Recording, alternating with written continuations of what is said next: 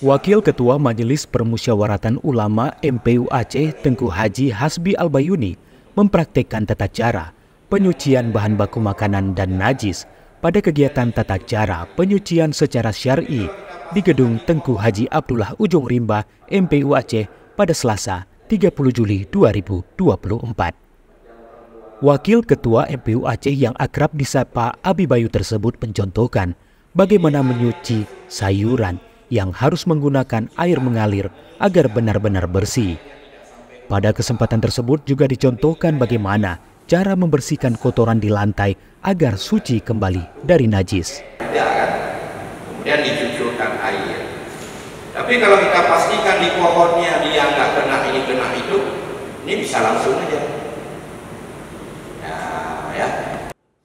Abi Bayu menerangkan pula bagaimana telur ayam yang biasa digunakan untuk memasak seharusnya dicuci dahulu satu persatu dengan air mengalir agar suci dari najis.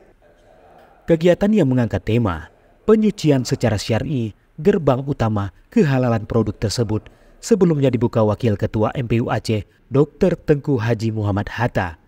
Dalam sambutan singkatnya, Abi Hatta menyampaikan bahwa kesucian ini merupakan hal utama yang harus betul-betul diperhatikan agar semua ibadah kita diterima Allah Subhanahu wa Ta'ala. Bila baju kita tak suci, maka sia-sia ibadah sholat kita. Bila makanan kita tak suci, maka sia-sialah semua apa yang kita lakukan.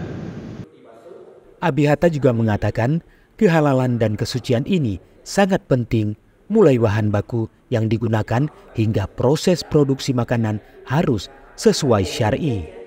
Maka penting sekali persoalan kehalalan ini baik pada metode pensuciannya.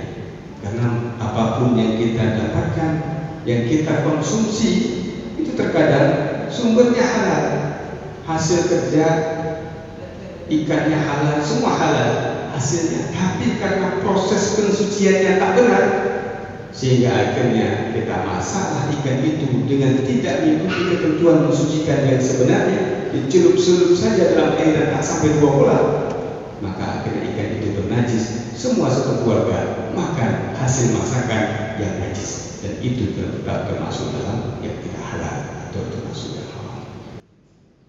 Kepala Sekretariat MPU Aceh Usama SAG MM yang diwakili Kabak Umum Rizal Falevi menjelaskan kegiatan yang diikuti 50 peserta dari pelaku usaha kuliner dan aparatur pembina bertujuan untuk peningkatan kompetensi, pengetahuan, dan keterampilan para pelaku usaha dalam rangka menghasilkan produk yang berkualitas melalui tata cara penyucian bahan baku secara syar'i demi kemaslahatan umat Islam di Aceh.